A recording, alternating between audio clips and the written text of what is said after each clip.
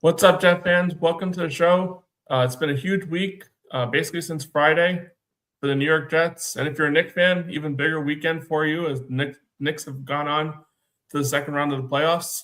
But the New York Jets have come up to an agreement with Breece Hall, a contract that a lot of us saw as a smart move, a direction that they should have gone, a move that stabilizes this offense moving forward. And the Jets also had rookie minicamp, so you got a first glimpse, not officially, but a first glimpse of the rookies in a practice setting.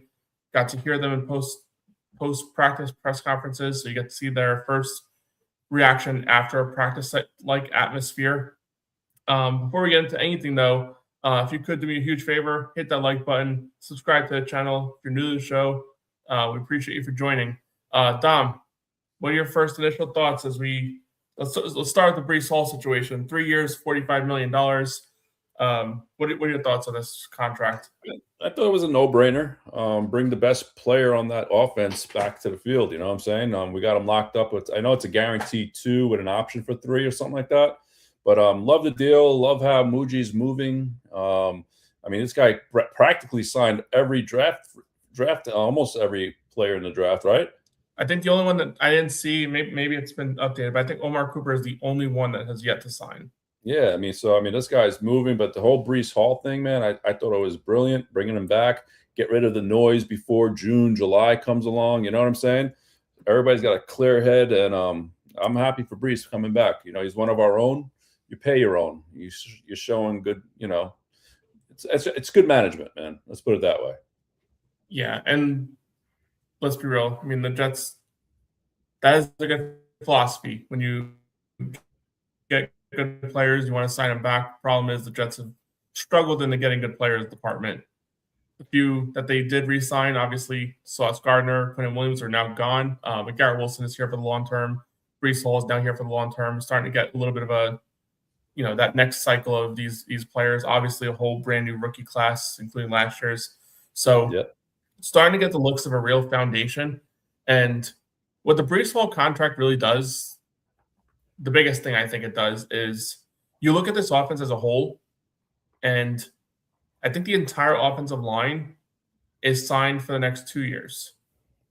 Only question, Tippmann, I believe, is signed for next year. I gotta look at it again here. But I'm pretty sure he is still under contract for next year because it's his third year. He is under for next year, but I think they have to start renewing him next year. Yeah, they'll have to do that for sure. Talk about it now.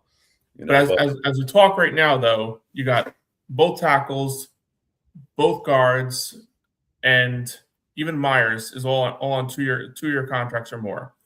The receivers, similar situation. A.D. Mitchell, Garrett Wilson, Omar Cooper, obviously, are all here for the next 2 years. Breece Hall, now here for 3 years. The biggest question of all, obviously, even the 2 tight ends, Mason Taylor. Yeah, 4 years, 3 years on one and 5 on another. 3 tight ends, actually. Even Ruckert just signed a 2-year contract. So this entire offense moving forward is here for at least the next 2 years. And what that means for whoever the quarterback is, a rookie coming in, or if it is Geno Smith for the next year or two, they're here and building with a core of young, talented offensive skill players and a young offensive line for the most part. Mm-hmm. It's a huge step in the right direction. Jets have far too long been a team that's been behind the 8 ball when it comes to offense, and to get players in that next wave of their careers for the first time in a really long time. Tell me offensive players that have gotten second contracts with the Jets. Let alone any player getting second contracts. This is the first time you've had multiple players on an offense getting second contracts. I mean, you go back to honestly, the last player outside of Garrett Wilson and Breece and all that. I mean, the last re-signing of an offensive player. Geez, I don't even know, dude. I mean, we're gonna have to go back to maybe what's his name? The who was our receiver that got hurt? He was good. Oh my God! Quincy Enunwa.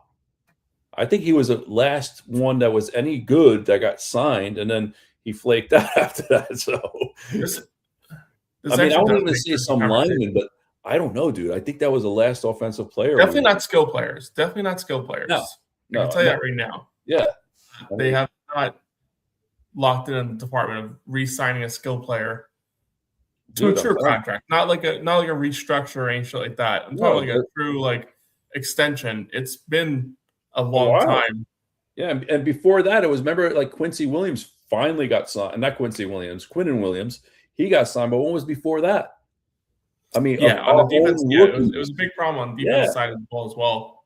But damn, I literally like just thinking about that. It's kind of shocking. Like I can't tell you. Jeez, it's crazy. And it's not like we didn't draft. I mean, honestly, I guess it has everything to do with the draft, but we just never kept our own. And that was it. We're always trading pieces away. I mean, we go back to Jamal Adams. Well, actually, you know what? Didn't we re-sign, what's his name? May? Marcus May? Yeah. He might have been. I think we put him on the franchise tag, didn't we? Oh, was it? I don't know. I think that was the last attempt of signing someone. I'm just saying. I'm just curious. That's a good question, though. I don't know if May got a long-term contract with us. I think he got the franchise tag, and then he got injured. And then they left. They let him go. Yeah. Wow. That's ridiculous.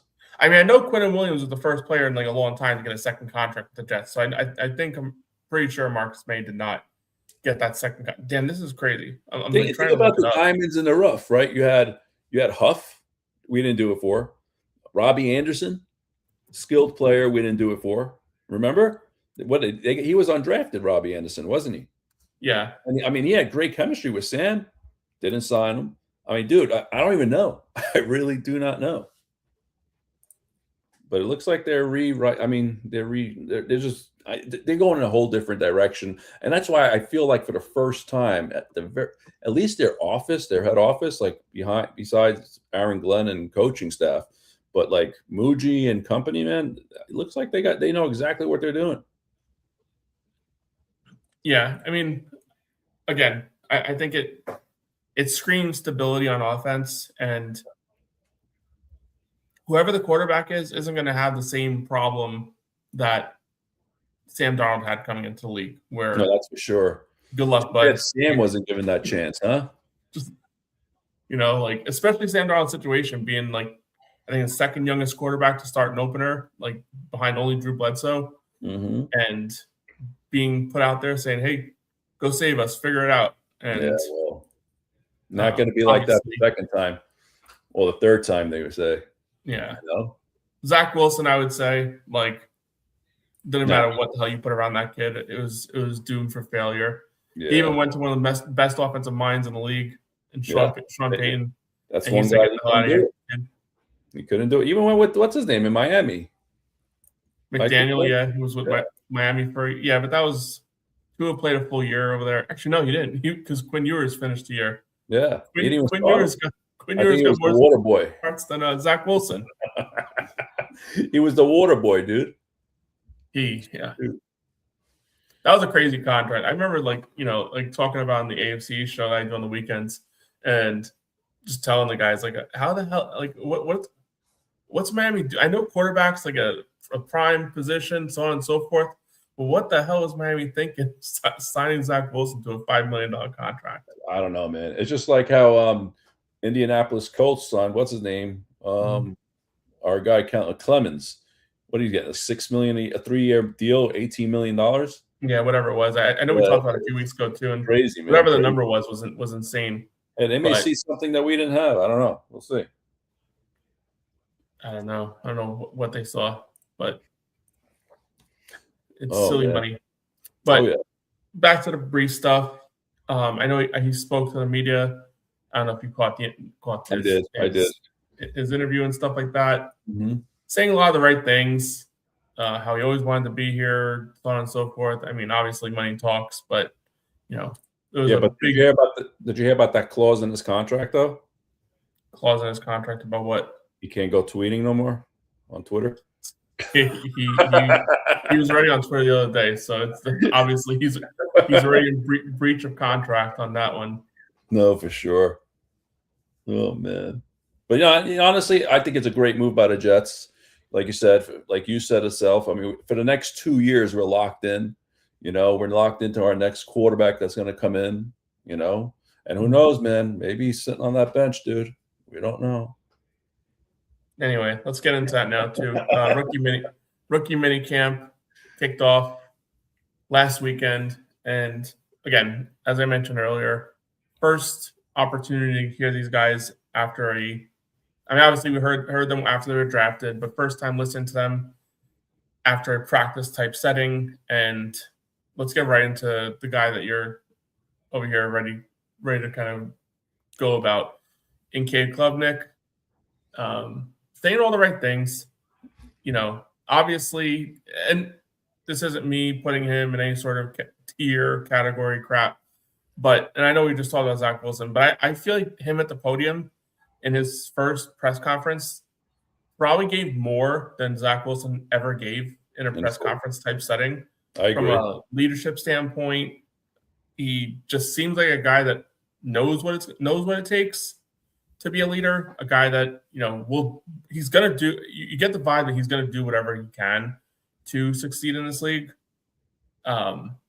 I believe maybe, from what we've seen in his last year at Clemson and, just the film doesn't kind of push him in the right direction. We'll see how things go. Any player can develop, into, better than what you expected.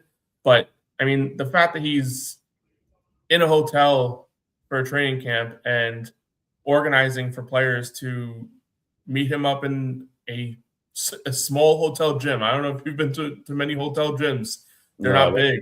And to get a group of receivers going out there and running routes and just taking that time, and that's dedication. Leadership right there. And, you already put you in a situation where you got to root for the kid. Everything you're saying, and we're hearing all this. I mean, of course, we don't see it. We have to see it on the field, right? That's the most important part. The thing I like about him, like you said, I mean, he's an alpha. The guy conducts business. Listen, he wants it, man. He wants it more than ever. He's got a chip on his shoulder. You know what I'm saying? Projected to be a first rounder, he slips all the way to the fourth. The Jets pick him up. He has everything to like push himself to say, you know what? I am the best. I'm even better than Fernando Fernando. Oh my God. Yeah. You know what I'm talking about there. I forgot his name already. He's done. But I'm just saying, like, he has he's doing all the right things, like you said, at the hotel, getting all the receivers together. That's dedication. The guy's going to be like, if everybody's at this, at the gym facility and studying there, but he's going to be there for the extra hour or two, so that's what we got. You know what? That's the making of someone that can be good. Now, I'm not going to say he's going to be the next greatest thing in the world, but you know what? Hey, listen, I'd rather see this than just someone, like you said, like Zach Wilson did nothing. You know what I'm saying? So I'm pumped up about it. Let's see it on the field, and you never know. Yeah, for sure. You never know. And look at Dak Prescott was a 4th round pick. You know what I'm saying? Mm-hmm. So, this guy could be our next Dak Prescott. I'm not saying he's going to be a Tom Brady or anybody like that, but would you be mad if he became like a Dak Prescott? Of course not, but there's been a lot more, Bryce Petty's in the world than I get it. I get it. It's one of those things, it makes for, something to look forward to. It makes for some importance in the preseason, we're going to watch preseason games. Am I right?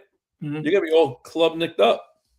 Honestly, like the way I kind of hope preseason goes when you get into this year is, they're going to probably do the rotation. Traditional, if Geno Smith plays the first game or not, whatever, then if he does or not, it'll probably be Bailey Zappi or Brady Cook coming off the bench as like the first quarterback, and then obviously Klubnik will play, and then if he shows promise, then by week 2, you'd like to see him kind of take that natural progression. Unless he's just balling out in preseason or in training camp, and he looks like he's better than Bailey Zappi or Brady Cook, which he has ways to go to be.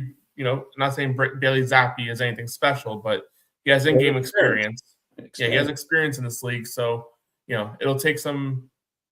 It'll take something for him to kind of eclipse him in training camp, and that would be a positive sign if he were as good or bad you think Bailey Zappi might be. It would be big if he proves his coaching staff that I deserve to start over a guy that has experience in this league. And winning experience. It wasn't a lot of winning, but it was some winning. Yeah, that'll tell you a lot too. And me as Jeff, all fans, It would tell a lot. So, like, if you see this kid come out, I mean, I'm not saying he's got to come out and start bowling out, but you know what? No. I mean, if he's very efficient, very accurate, don't make bonehead mistakes. I mean, what the hell can you ask for? I mean, at the end of the day, he's a 4th-round quarterback. He's fighting for at least a backup role. I mean, at the very least, can he be our friggin' second string for the next 10 years? You know what I'm saying? Or can he just surprise everybody and say, you know what? We don't need a quarterback next year. You know what I'm saying? No. Well, I know you're going to say no, but that could be in play. You don't know. I don't know about that. I still take a 1st-round quarterback next year anyway. I mean, there's nothing wrong with having 2 guys on our bench. I really think, though, regardless of what Cade Klubnik can or can't do, you're drafting a quarterback in the 1st round. All right, so I'm going to throw a hypothetical. Week 1, Geno Smith goes out, blows out, whatever. You just can't play. He's got to miss like 7-8 weeks. You got mono, okay? What Klubnik comes in those 7 or 8 weeks, they go 5-2. Looks decent. What do you say? What is he doing? He's playing good football. He's giving you Jackson Dart. And I honestly, I don't even see anything in Jackson Dart, but you guys do. If I had a top 5 pick, even with Jackson Dart, I'm picking a quarterback. Okay. This year, like, I know the Giants were big on Jackson Dart, and obviously John Harbaugh went there, and there was a lot of, they've made those decisions with the intention of sticking with Jackson Dart. Obviously, you have different conversations if this was a 2 or 3 quarterback class. There's obviously some conversations to go in there as well. But with the way that Jackson Dart played this past year, as far as, like, does he have the skills? It looks like he does. But can he stay on the field? Can you trust him to stay on the field? That's my biggest concern with him. Yeah. He makes a lot of, risky plays. Bonehead puts himself in harm's way. I wouldn't call him bonehead. He's just fighting to win. Yeah, I wouldn't call him bonehead. But yeah, he's got to be smarter. He's got to get out of bounds when he can, slide when he feels like a hit is coming. But unfortunately, the competitor in him, he's going to fight for yards, and it's not easy to take that out of a competitor. That that want to fight for every down, every single play. That would be the only thing I would do, especially in a situation where, like, if the Jets are in this situation next year, like, I don't care what Cade Klubnik does. If he doesn't prove that he's the guy, right? And there's 3-4 quarterbacks coming out next year, and you're in position to get one of them, and you feel like one of those guys can be it. You can't tell me there's a player that you picked in the 4th round the year before that you think isn't as good as someone you're willing to take in the top 10 this next year. That's my only thing. I don't think Cade Klubnik prevents them at all from, and I think it would take a lot from him. That fair or unfair, I just think it would take way too much. And you know what? And most likely, to be honest with you, I don't even think we're going to see much of him anyways. You know what I'm saying? Because let's say you get 3 or 4 games out of him. Football. Let's say Geno's playing good football, and if they're hovering around 500 the whole year, you're not going to see this kid at all because they'll be fighting for a playoff spot. You know what I'm saying? I'm just saying. But history shows you the Jets are going to go to multiple quarterbacks. I mean, that's just that's just the way it is. Aaron Rodgers year. Well, and even if it doesn't, like, I hear you saying if they're hovering around 500, but listen, you and I know this fan base more than anything in the world. Like, if they're going 500, we're going to look around. We're going to try and point the finger somewhere. And a lot of times that finger. Well, if they're hovering around 500, right? I think Jet fans will be freaking ecstatic. I mean, I do agree we'll be ecstatic, but they want more. We live in the moment, bro. we live in the moment. Dude. Instead of wondering how do we win 5 games or 5-5, I mean, that's like 10 games. Instead of wondering how do we win 5 games out of these 10, we'll be wondering why do we lose these 5 games. No, of course. If you ask me, like, where the situation goes, I mean, we're always going to be pointing the finger at the quarterback. That's just the nature of this fan base. Obviously, there'll be excitement about being 500, but we'll always want more, rightfully so. We've been dealing way too much with mediocrity or even below mediocrity in many scenarios. This fan base rooted for Brady Cook last year to start some games. Tired. I mean, there was no point. Yeah, I get it, but if there's a situation where this fan base even like remotely likes this kid, there's going to start being pushes. It's going to, what's going to happen. They're 5-5. Maybe Gino coming off a 3-interception game, and the immediate media post game is going to be. Any thoughts during the game to maybe switch it over to Cade? Well, no, I get that. What's really excuse me, but what's really messed up is like us Jet fans. No, we're a cursing show. We say we drop F-bombs. But us Jet fans, we have not seen greatness. Like, can you imagine we run a 17-0? Goodness, let alone greatness. No, but what I'm trying to get to is like the years that the Jets. So I would say between 2010 to 2014 was probably the best years of being a Jet fan. 2010? Yeah. To 2014? Yeah. I mean, no, 2000. When Rex going? That's when this whole thing started. No, when did Rex take? I'm sorry, wait. 2009, Rex took over. So 2009, 10, 11, and then 12, everything started falling apart. But in that 4 years, those 4 seasons was the best I've ever seen the Jets. I mean, as far as we 2008 was fun too. It was. So it was that little gap. That's what I'm getting to. It was only a 5-year thing, 5-6 years, and that was it. I don't know. I mean, honestly, like I look back at like basically everything from like 2001 to 2010. Like, yeah, we weren't great, we weren't monsters, but that entire time where we had Curtis Martin towards the tail end of his career, consistently in the playoffs, more or less. I mean, like every other year. If not every 2 years, Chad taking over in 2002, winning the AFC East in that season. That window. That was probably our best decade of football. Mm-hmm. Let's start with that. And we've been around how many years? The Jets? Yeah.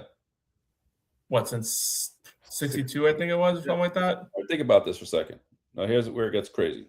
So that was the best decade we've ever seen. Mind you, I'm older than you are, so I've seen a lot of the early 90s, late 80s as well with like Ken O'Brien, Wesley Walker, Altoon. That was a good Jet team. They were fun to watch. You know what I'm saying? You had the sack exchange guys. I mean, those guys were monsters.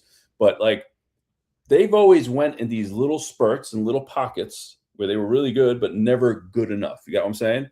We always missed on the opportunity. Like, I mean, I'm going to go back to the day where the Jets drafted Ken O'Brien over Dan Marino. We can go right there, So these are the little things that over time I've seen, like every 5 to 10 years. And here we are, 2026. And yet I've never seen the Super Bowl. You've never seen the Super Bowl. The only Super Bowl people are talking is Super Bowl III with Joe Namath. I mean, like I said, just needs culture change. And I think this guy has the culture change in him. You know what I'm saying?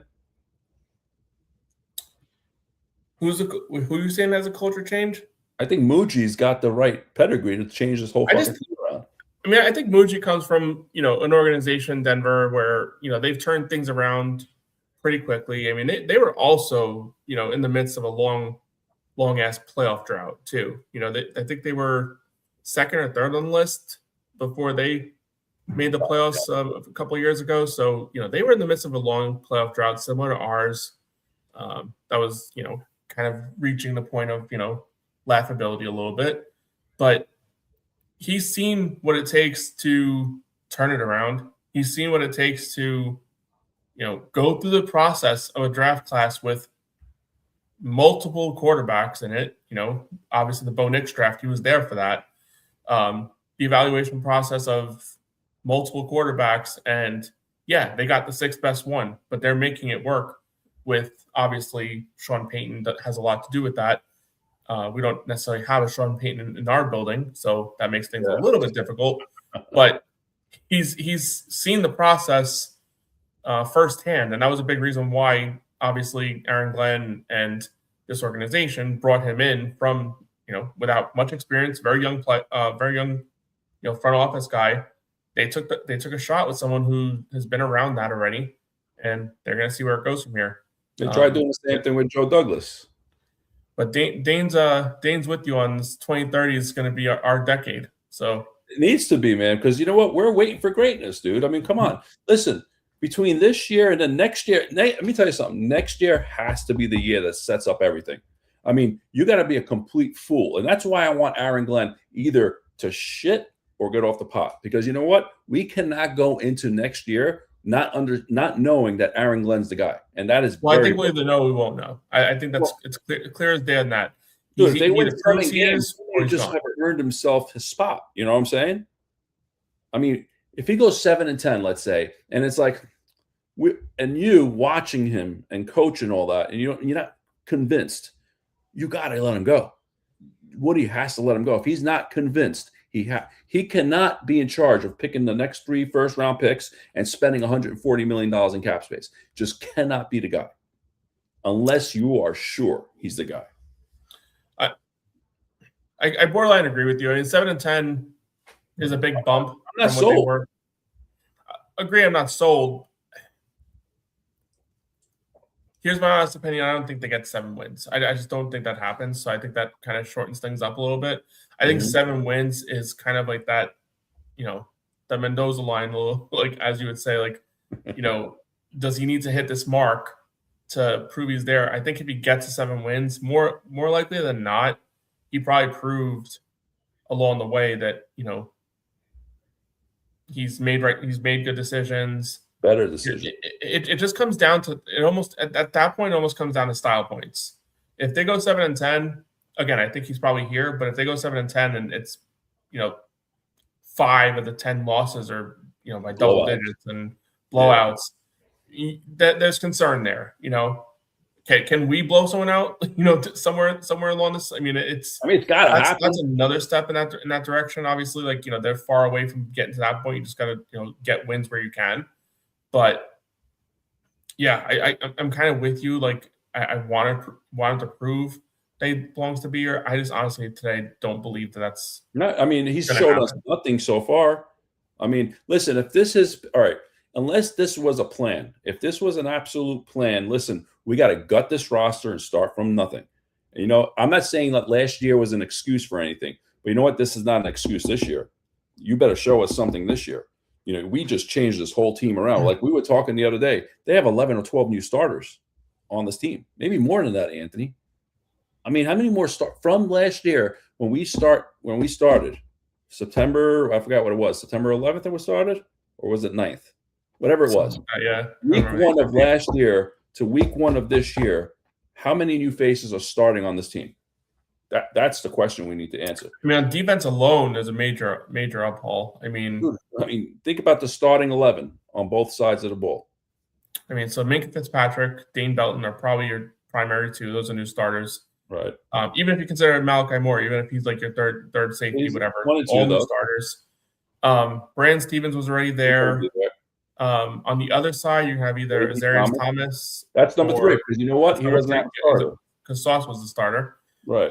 At nickel, whether it's Pons or Brownlee, also a new starter. Right. Your linebackers, Sherwood obviously was there already, and Demario Davis is a new starter. 5. Your entire defensive line, let's say 3 new starters: Sweat, 8, 9, Onyemata, whatever variation, Bailey. David Bailey. Yeah, so you have a whole brand. So that's like let's say 7 new starters, 8 new starters on the defense side of the ball. Let's go to the offense.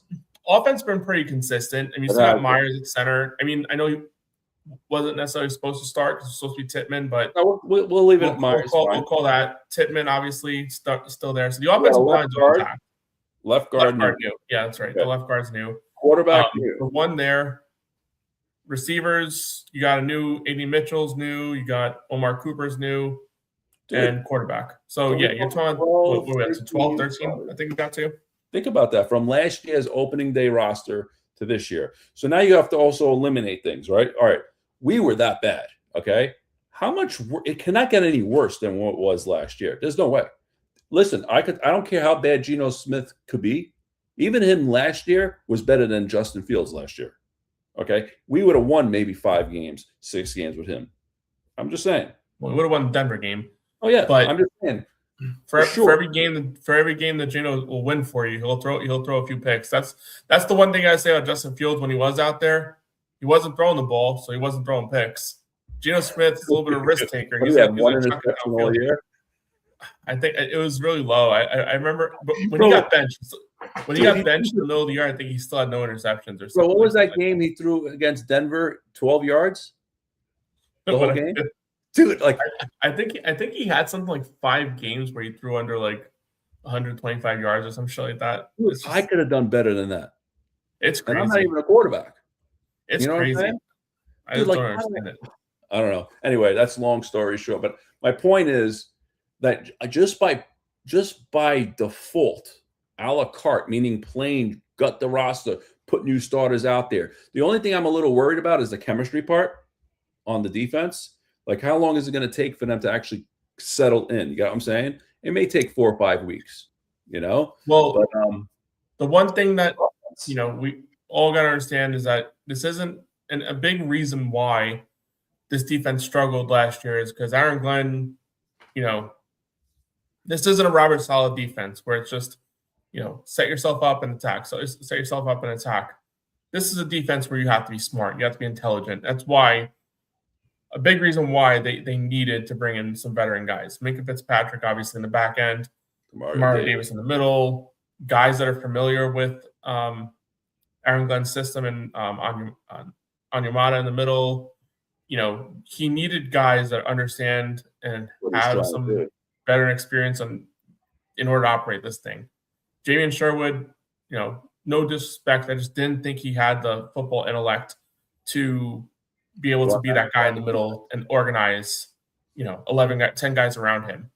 I mean, I'll be honest with you, even with Sherwood, I think he's going to have a much better year this year. And you know what? All right, numbers-wise, he had a pretty solid year. He had 154 tackles last year. Yeah, but tackles, I get it. But, I mean, if you look at his stat-wise, you can never say he had a bad year. But to Jet fans, he had a bad year. I understand what you mean by that. But I know he had tackles, but that's not really like it's not the stat it used to be.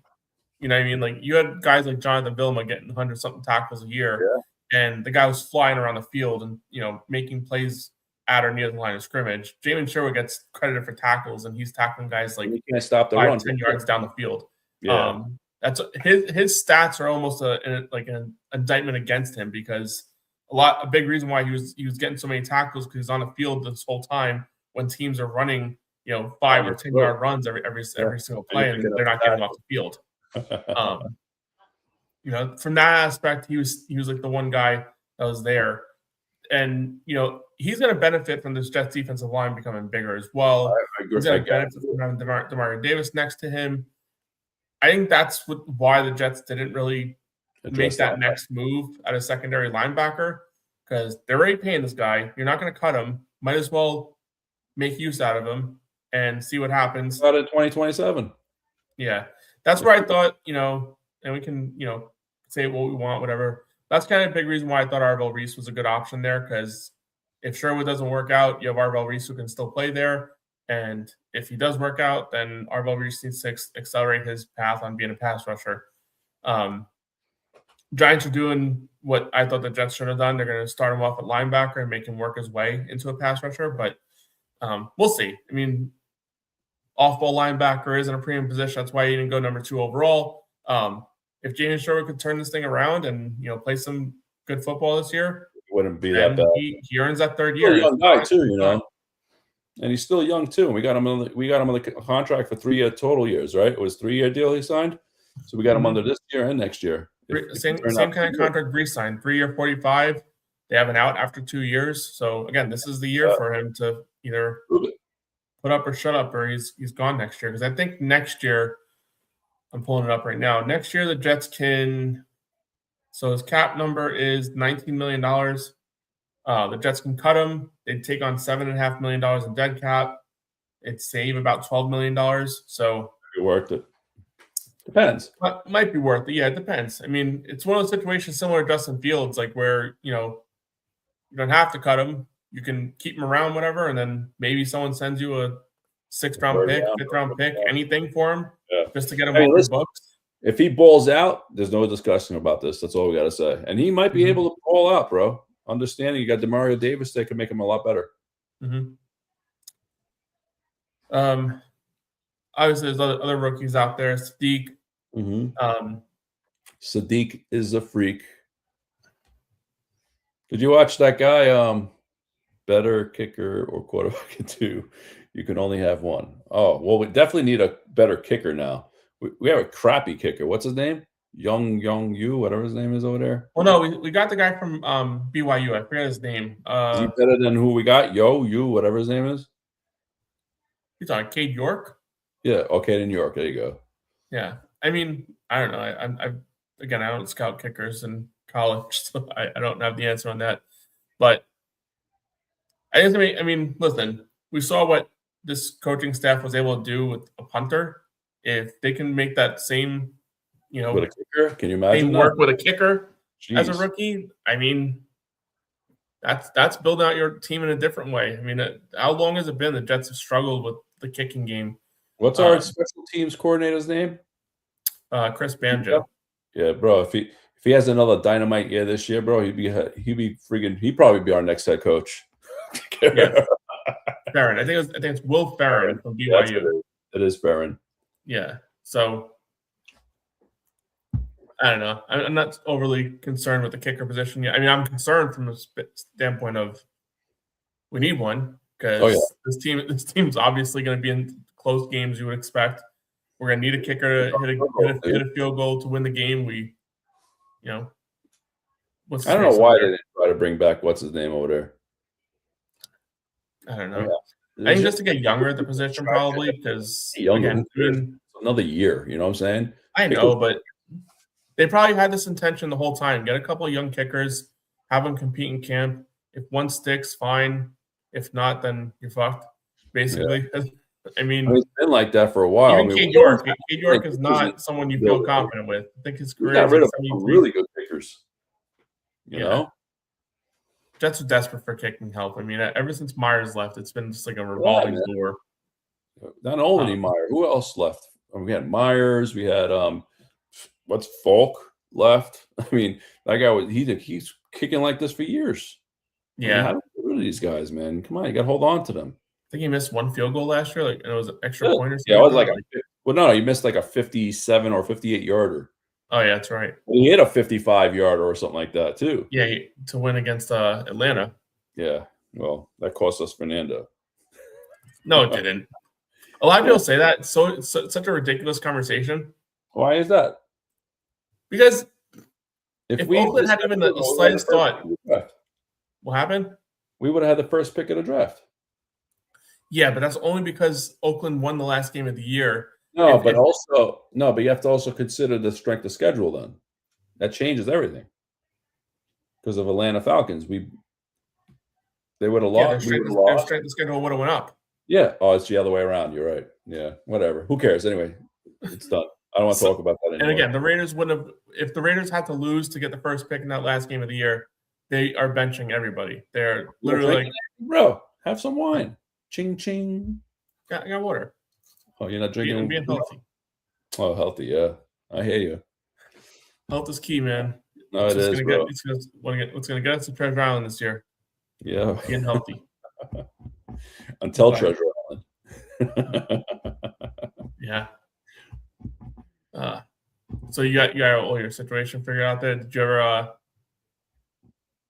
talk to mom yet about doing the meal prep stuff? No, she's okay with it, but you know how they are. You didn't talk to her then. What did she say? She went in on me. I just kind of like it's. I admit to her. It's like, dude, we spend hours every single day that we're there trying to figure shit out. I'm not doing that shit no more, man. Like I want to go chill. I'll have some ready to roll. I'll be honest with you. If it was a case, I'd rather go out every night than eat home at every. I mean, that's a process. No, it is. Yeah, true. Wait for this. That's a process. Yeah, no, I get it. Let's just enjoy our vacation this year, right? That's what I'm going for. Just get there, have all your shit prepped as much as possible, and throw it in the oven. They're coming down this weekend. Who? Mommy and Papa. Oh yeah, what are you guys doing? They're gonna come there on Sunday, and she's staying Sunday night and leaving Monday. Is this your Mother's Day you're doing? Or yeah, I'll take her out to Anthony's or Patsy's or something like that. Patricia's, maybe. Whatever she wants. It's her Mother's Day. That should be fun. Yeah. Anyway, should come. This weekend I can't. I got stuff going on this weekend. No, I got you. But We'll Dude, figure something out. let's talk about something else. I got one for you. Go for it. The schedule release is coming Thursday.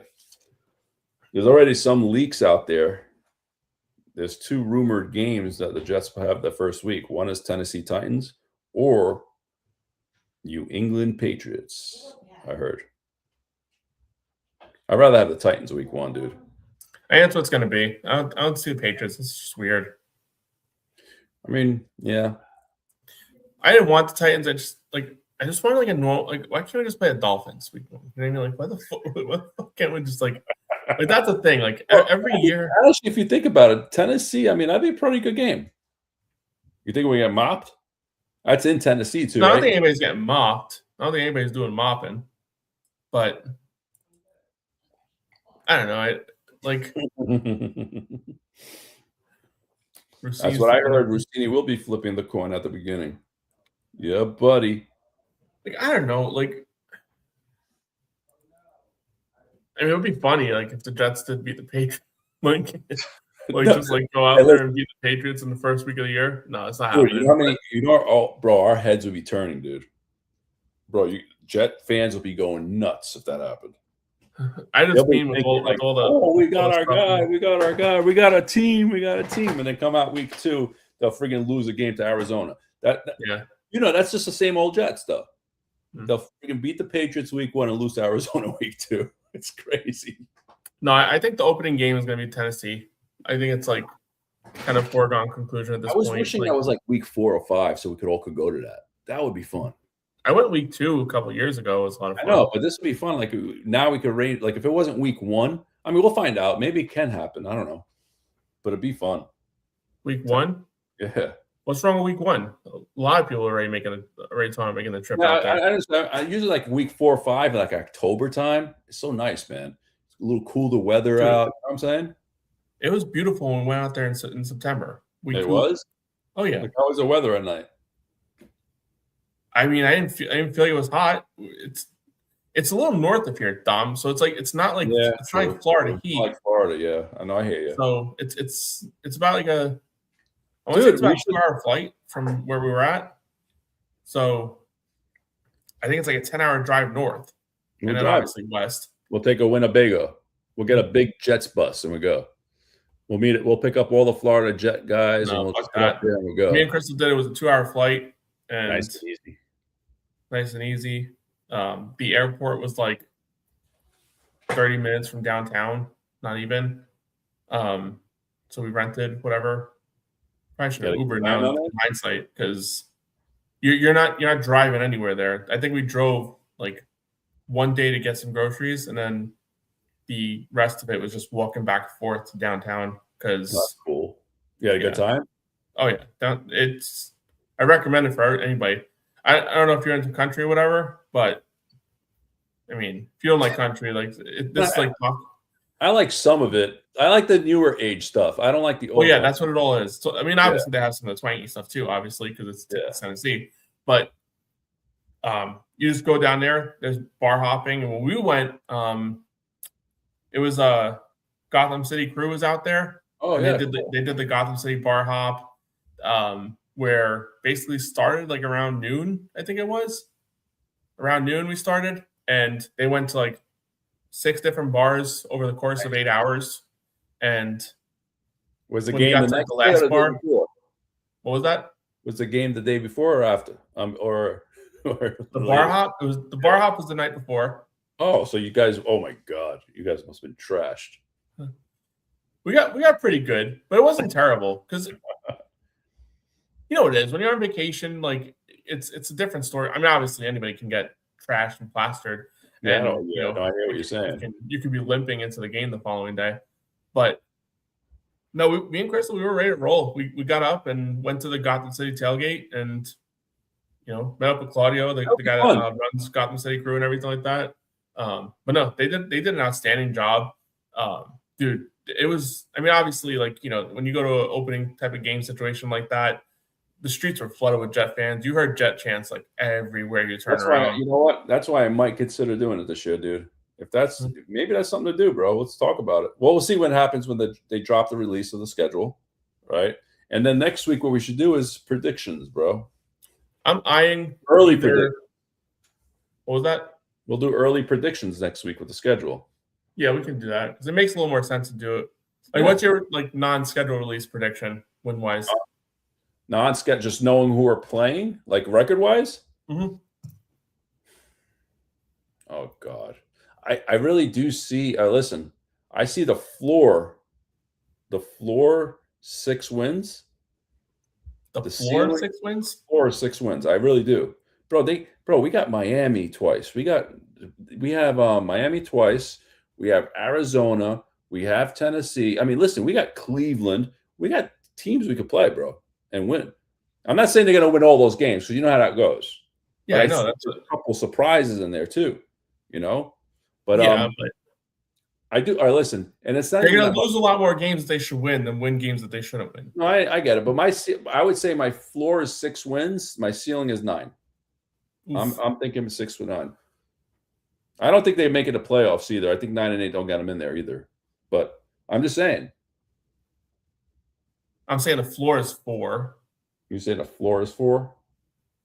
They got to be better than 1 full game than last year, bro. They played like shit last year and won 3 games.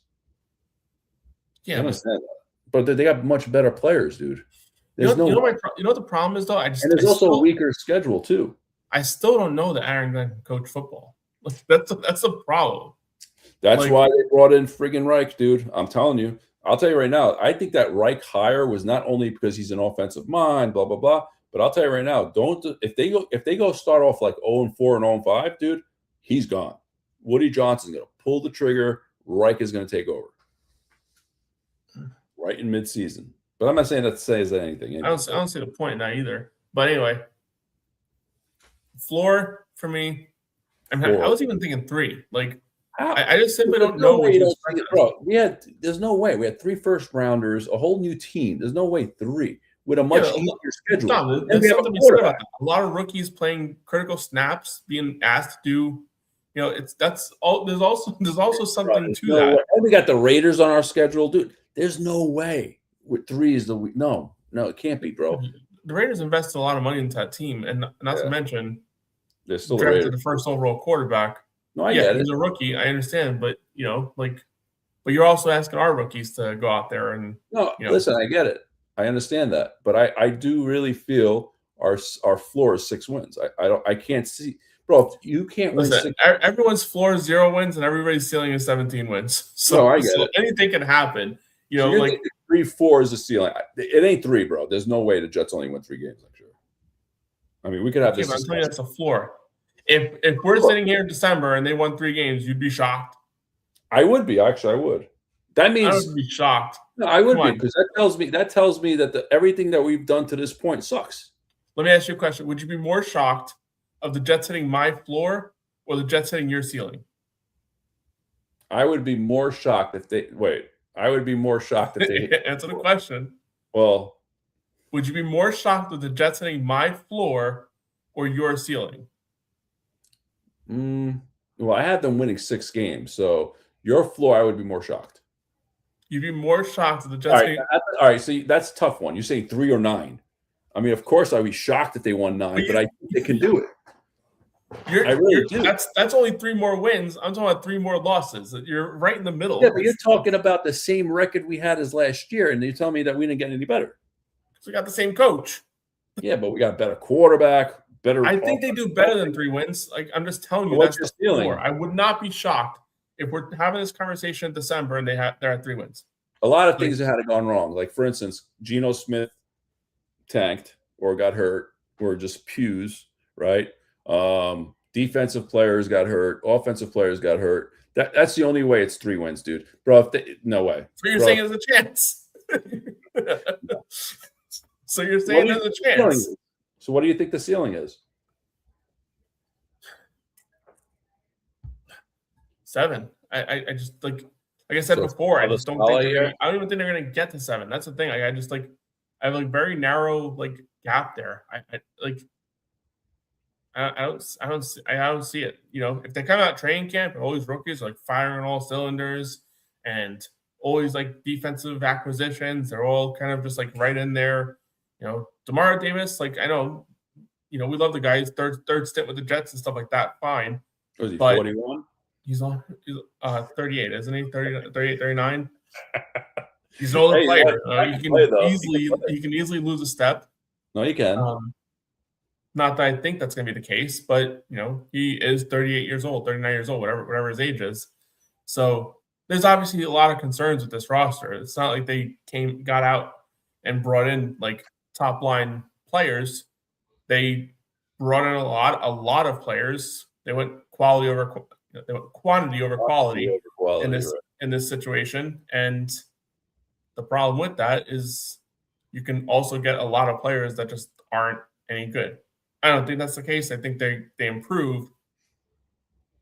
If you ask me right now, what's the biggest number? 5.5, I think it is. Is it 5.5? I think it went up, yeah. Oh, it went up.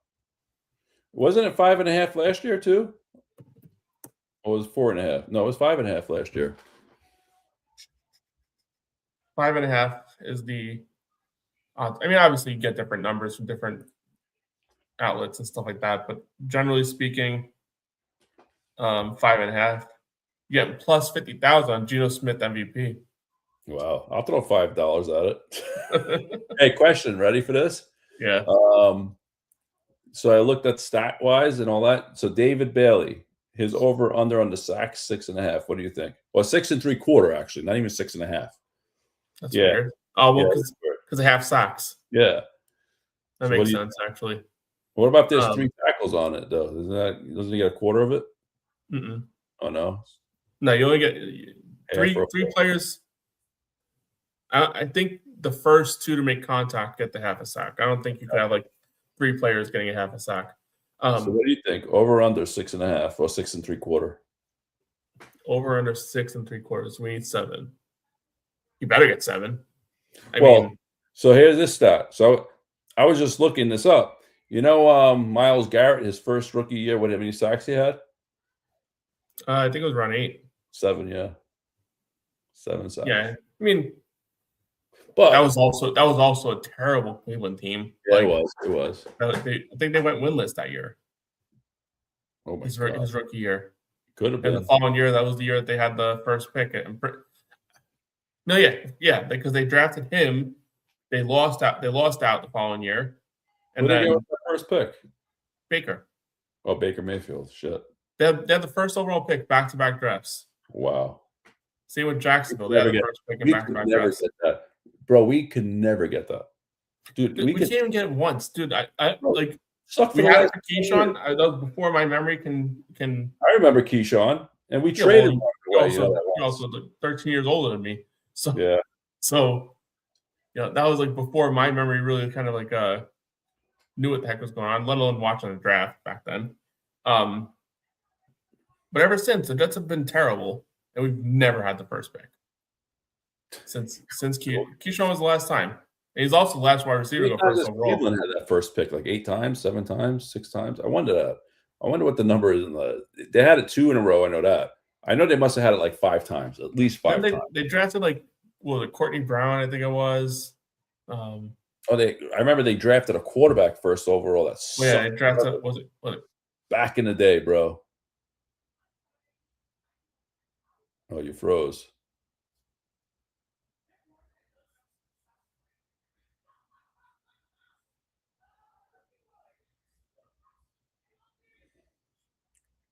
Well, I think my brother froze out here, so. Anyways, but I remember that Cleveland Browns team. They were horrific for years, but I forgot that quarterback's name that they drafted. But Couch? No. Oh, Tim Couch. That's who it was. Yo.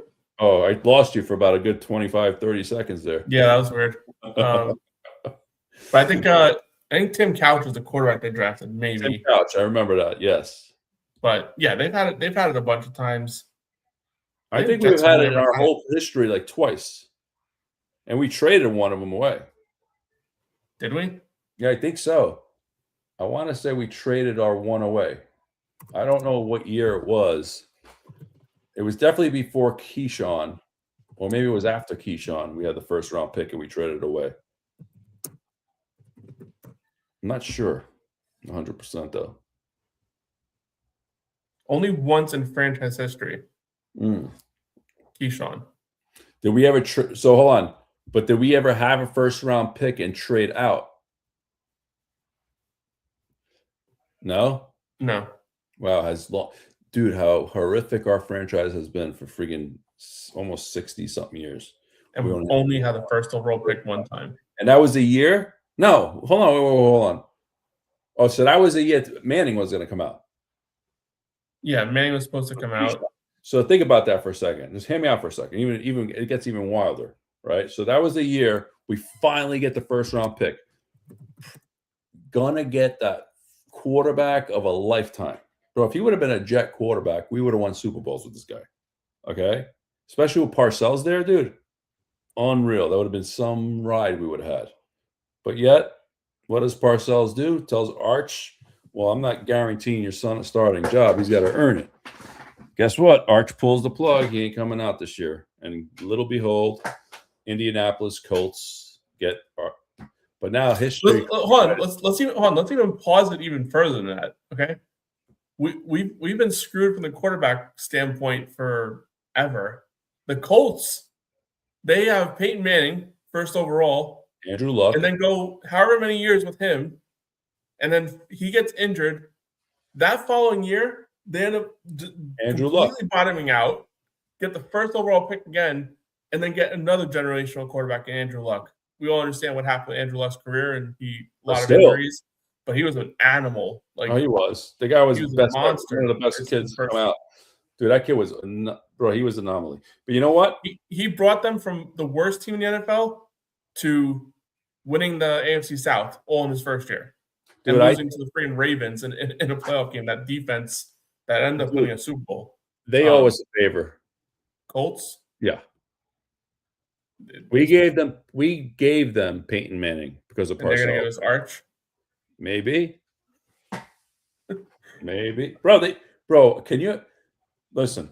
We're just due for something, dude. Come on. We have 3 cracks out of a friggin' the generational guy, bro. And I'll be honest, I would take 2 cracks at it. I don't give a shit. You know, you want CJ Carr, you want Arch Manning, you want Dante Moore, whoever's out in the cellars. I don't care. I'm willing to go 2 cracks at it to make sure we got our guy, and that's it. But they're not going to do that. But anyways. No, they're not going to do that. But I know that. I'm just saying. But I don't know. We'll see what happens. But yeah, so I mean, dude, long time to talk about the draft, man. No, I know. The perfect world, dude. Would you trade 2027 first? You know, I don't know if I would go 2027 first. I would give up a second, though, Dane. A second round. I don't think you have to get rid of a first, but it depends on who's on that list. Because I know Pittsburgh would probably do it, and that's what it would take to get him. But I know we have the second pick on that complimentary draft. Is that what do they call it? Compensatory. Not compensatory. Supplemental. Supplemental. Do we have the second pick in that? How does it work? It's not how it works. They almost treat like a lottery system. Okay. Where the top 6 teams, in the previous draft order. So be us, the Raiders, the Cardinals are up there. So Arizona Giants were up there. The Browns were up there. And what team am I missing? Tennessee. So Vegas isn't picking a quarterback. Huh? There are teams that would go for a quarterback. I don't think anybody will get rid of a first. Tennessee? Yeah, they would. But then give up first. They have Cam Ward. Not Cam Ward. I'm sorry. Arizona, I meant.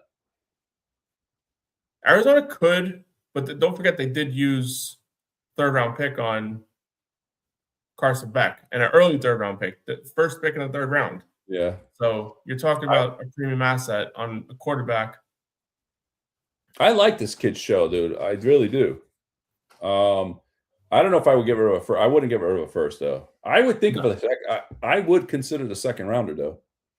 I wouldn't give a 1st-round pick right now. I wouldn't touch my 2027 first at all. But for a 2027 2nd rounder, I'd sign up for it. Because you know what? Most likely, I don't give a crap what anybody says. One of those 1st rounders that we have next year are getting traded away. At least one. Next year? Oh, yeah. And as far as what? Let's say the Jets get like a top 5 pick. We're going quarterback with that pick. Yeah. Our other 2 first rounders, one of them are getting moved for a first round pick for next year or the following year, or hopefully a second round that we recoup. I don't know. I mean, they're moving those parts. There's no way we're taking 3 first rounders next year. We did it 2 years in a row, bro. Dude, you know what? We'll be in capped hell in fucking 3, 4, or 5 years from now. Why are you worried at 3 or 4 or 5 years from now? You got this team got to fucking turn around. You got to spread them out a little bit. Do 2 the following year. Do another 2. You can spread it out like that, dude. Nah. Use your third round picks or use your first round picks. I mean, I don't know, man. That's gonna be a lot of money, bro. But unless you get a situation like the Rams got, like where they traded away like what was it, like 18 or whatever it was, or 19, and for a future first and something else. That's what's gonna hopefully come down. Listen, in the perfect world, we have 2 top 5 picks next year. That's what I'm going for. Because I know that Indy's gonna suck, and one of Green Bay and Dallas is gonna be really bad, and we're gonna be picking in the 20s somewhere. We'll see with Indy. They had a really good draft, and really I know you're big on they're going to suck next year. Bro, what are you talking about? Yeah, and even with that, they had a good draft. They got C.J. Allen. They got A.J. Halsey. That defense is like completely reloaded now. Okay. Oh, yes, but yeah, we'll see. They got no quarterback. If the Jets got C.J. on, you wanted C.J. Allen instead of D'Angelo Ponce. No, I'm not saying that. What I'm saying that I'm not worried about their defense. Their defense was even good last year. Their offense just sputtered at the end. And it all has to do with Daniel Jones and what if the Saints pick first, why keep Shoot? Shuck. I'm talking about Shuck from the guy who got suspended, right? No, Sorsby. Oh, wow. He's talking about Shuck. Oh. Shuck from the Saints. Oh, no, I don't want him at all. I would not trade him. I was very confused why you jumped like from Shuck right to the supplemental draft. I swore to God. All right, listen, I've been drinking a little wine today. I swore we're talking about Sorsby for a second. No, he said Shuck. Oh, so I don't know if I would trade a first for him. No, I would not. Maybe a second. I just don't think the Saints are going to pick first because I mean they're another team that improved. I mean, someone's obviously got to pick first, but I mean I think if you ask right now who's picking first, it's probably Dolphins, Cardinals, Jets, Colts. Colts won't pick first. Well, that's what I'm saying. Dallas, Green Bay. I just don't think I think I don't think the Colts are going to suck that bad. Plus, we got to see how Daniel Jones comes back. Nobody has a clue yet. Like with that, Mm-hmm. I don't know if he's. I don't know where he's at with his rehab. This guy's coming back from what is it? A knee injury or broken leg? Hold on, wait. One broken leg, and what was the other one he had on his an Achilles? I think he broke his leg too. Yeah, both leg injuries. Look it up. I'm telling you, dude. He had an Achilles injury on one leg and broke his leg on the other. Oh no, I think we did talk about this. Yeah, his injury is freaking like crazy. And dude, he's gonna come back next year ready to go. Okay, sure. I think didn't we look this up and he like played on the broken leg or some shit? Yeah. Dude, insane. But hold on. History shows when you come off an Achilles, it takes a year or two. It takes more than a year to get ready. You know what I'm saying?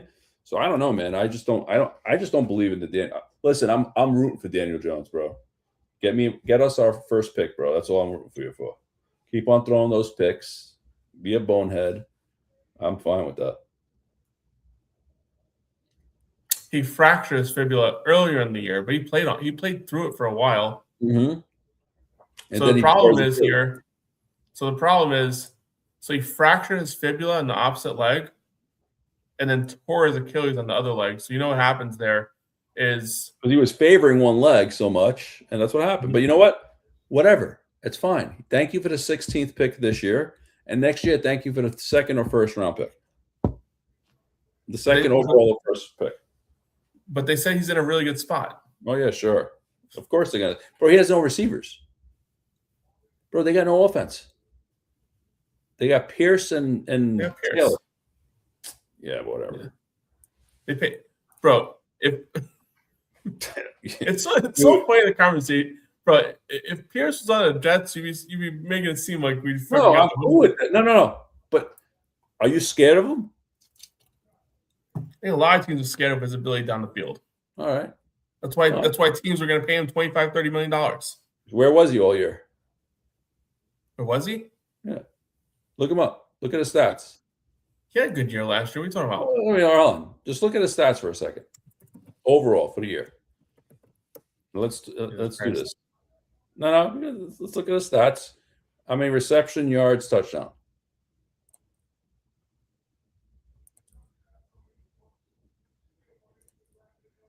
Mm-hmm. And he just got paid what, $30 million? You said.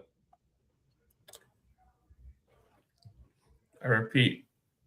What happened? I repeat. If the Jets got him, we'd be talking every reason why this guy's the next coming. The Jets would never get him, dude. The Jets would have never had gone for him, dude. Never.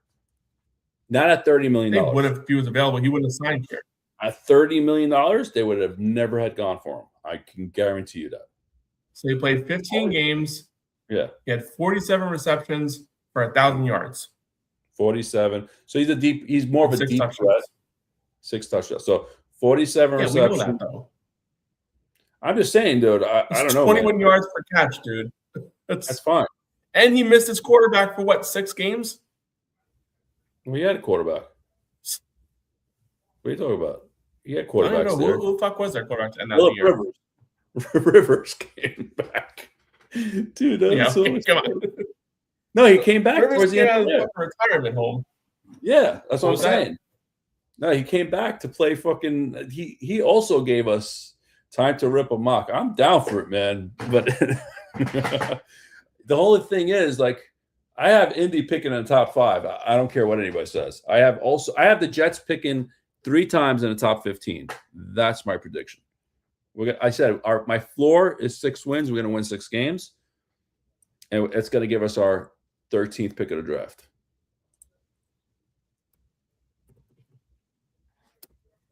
So you was picking 3 in the top 15. What picks do you have? I have us picking, so I have us picking 2, 7, and 13. 2, 7, and 13. Yeah, we're going to be picking. The Jets going to have the 13th pick. That's their pick. 2 is going to be the Colts. 7 is going to be either most likely the Cowboys more than the Packers. That's my prediction. That's going to get us our quarterback, our receiver, and our linebacker. Or corner, actually. I don't know. 2, 7, and 13. We might miss Arch, but I'll take a CJ Carr or Dante Moore. I'm just checking here. So according to PFF, Right. It has us picking 3, 12, and 16, it looks like. Oh, all right. It's almost, right? 3, 12, and 16. I mean, our third pick definitely be a quarterback, one of the 5 that are coming out next year. It depends on who's picking 1 and 2, though. Like, do you even move up in a situation like that, Ant? Or you stay put at 3 and just wait for the best one to come I don't out? think the teams ahead of you would like. What if? All right, let's say Oakland ended up. If Raiders are there, you're in Vegas. Vegas, yeah, that's what I meant. They're gonna trade out. Yeah, they would. So Vegas would trade out, right? They would, yeah. Yeah. But now, would you give up your let's say your third pick and you said what was it? 3 what? 3, 12, and 16. Would you get rid of 3 and 12 or 3 and 16 and move up to the number 1 spot? Do you think it'll take more than that? It's going to cost more than that? I'm not moving. I'm staying at 3 and just take whoever's there. Definitely not moving. Someone else is. So let them move. Bro, it's going to be – you're going to have the third best quarterback there. And that's in their opinion. You know what I'm saying? What if you have a drop-off? What do you mean? What if it's like the year of Trevor Lawrence where you maybe don't believe in the second guy, you don't believe in the third guy? Then I guess. So what would it take to get that to jump from 3 to 1? Hold on. You're telling me it would cost more than a 3 and a 12? I don't think so, Ant. Whenever there's a quarterback involved, it's going to cost a lot. I think the Raiders would easily take. All right, so who's going to offer better? How about that? Let's start with that. That's the key, because now you can have 3 and 12 in this year's draft, or which is supposedly heavy, okay, or a future or a team like the Browns would say is going to offer you a first this year, a first next year, and first the following year. So you got 1 first this year, 1, or would you rather have 2 this year and let's say next year second? It depends. It depends who your poison is, but I always believe when you're in this situation, and a team is trading up with you for a quarterback, and they're offering you a future first round pick, chances are a future first round pick is going to be in the top 5, right? I mean, history tells you like that's the way it works. I mean, not if you're like, let's say, well, I don't know. You're probably right. Yeah. I mean, if the team is starting a rookie quarterback, chances are they're they're picking in the top 5 already. Yeah, you're right. Yeah, it's not like the Rams, like what they did with Ty Simpson this year. This team is already bad, and they're picking in the top 5 this year. They're getting a quarterback. The quarterback is probably not fixing all problems. So here, I got a question for you. So you said you had 3, 12, and 15 from PFF? 3, 12, and 16. Or 3, 12, and 16. If the Jets, let's say the Jets pick was at 16, does Aaron Glenn keep his job? If the Jets pick is at 16? Yeah.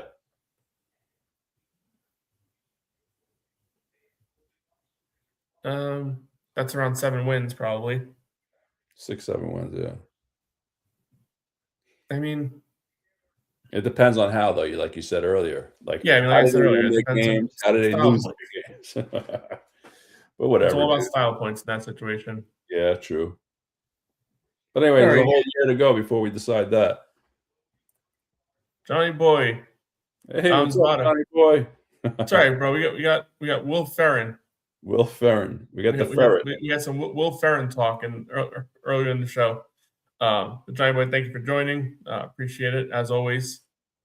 Did I tell you what? If Zvada hits the open market, Johnny Boy will meet him in front of Is he on a team right now? Yeah, he's with the Giants. Fucking Giants, dude. If he hits the market, Johnny Boy himself will drive up from Virginia, meet him in front of MetLife, and escort him to Florham Park personally. Mm-hmm. And let's do it. Hopefully Don Zvada gives Johnny Boy a nice little tip via Uber to make it work out. Oh boy, guys! Cade Klub better looking than Sam Hartman. Ooh! Tell you what, man. See the hair come out, bro? His hair. He's got that swag. I'm telling you, he might be the guy, bro. He might be our Dak Prescott in the sky. Let's see how he does in a preseason game. I can't wait. We found our goat. Boom! About time. Fortunately for the Jets, it doesn't take a lot.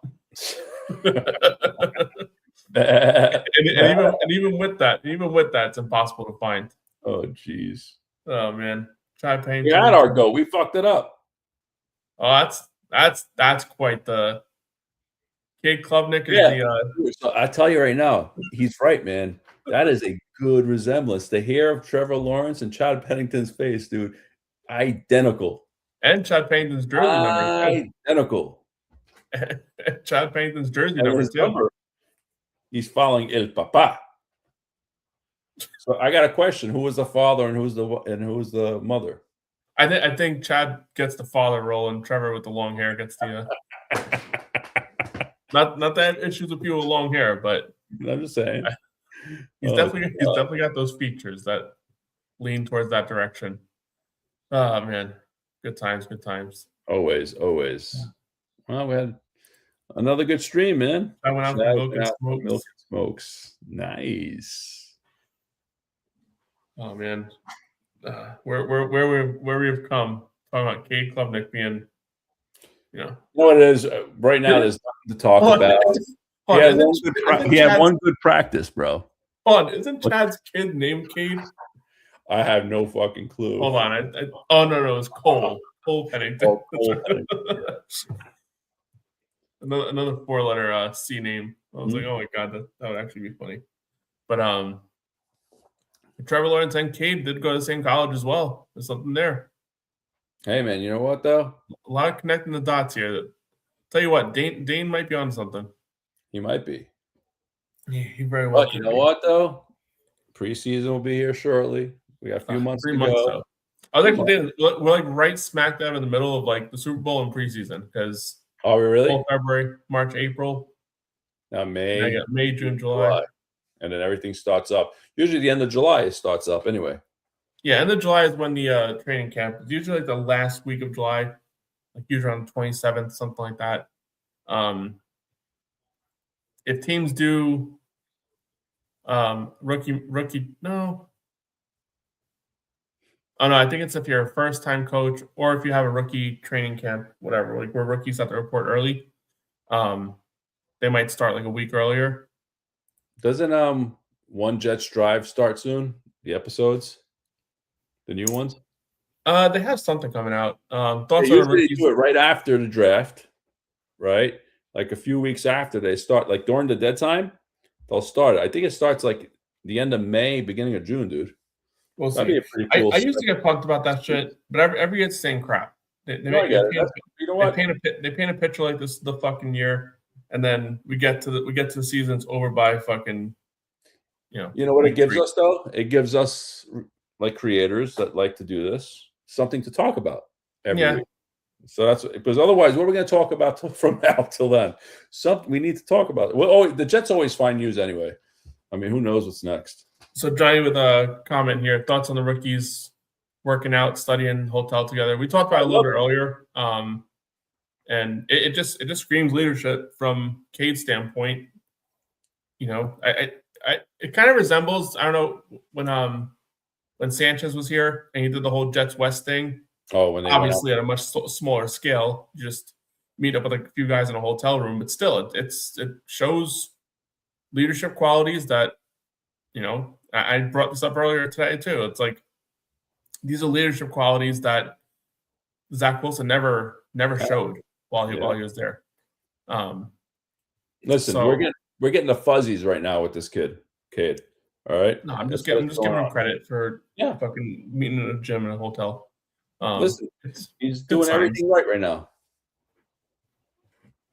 Like I said earlier, he could be our Dak. We don't know. Only time can tell. You could do everything right in May. If you don't do shit in September, I don't give a fuck. Exactly.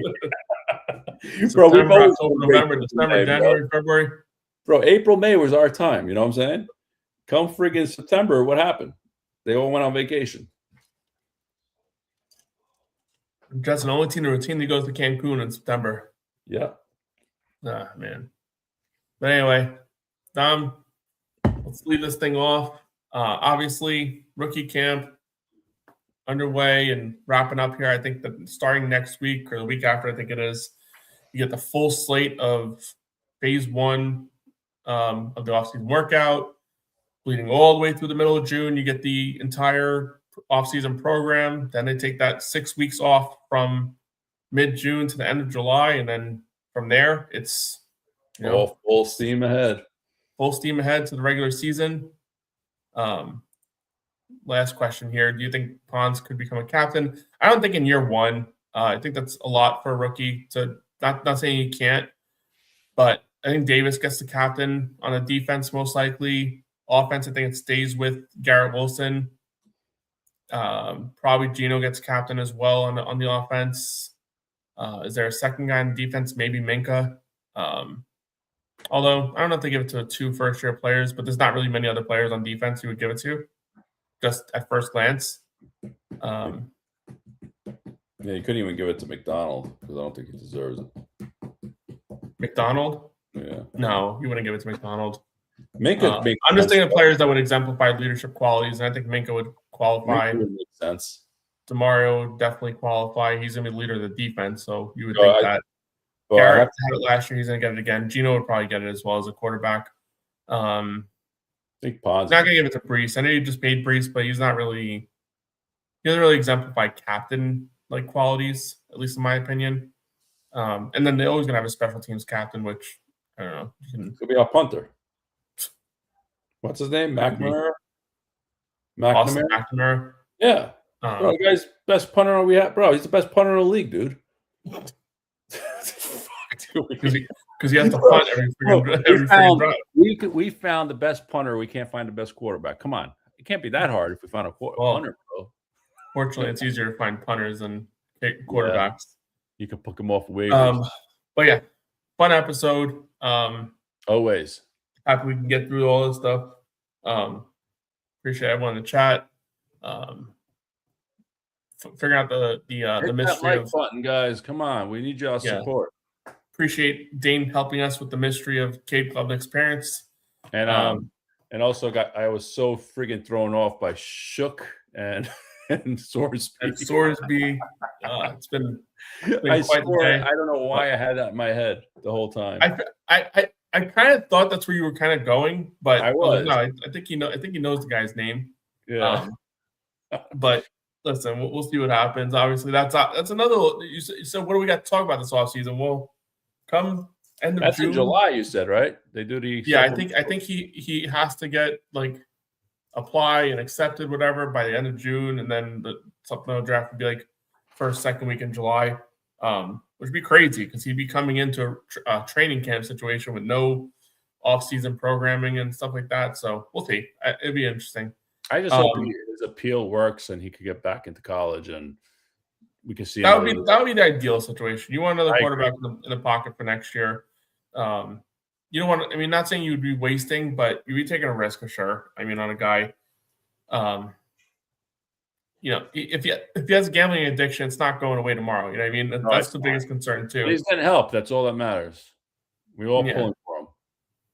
Yeah, of course, it can help because he probably the school probably found out and told him, you're not going to see the NILs if you don't get this thing straightened out. And if he gets suspended, he's not seeing the NILs obviously either. Yeah, no. But I don't know how that all works. I mean, I don't know if NILs are guaranteed. I would assume not, but who knows? Who knows?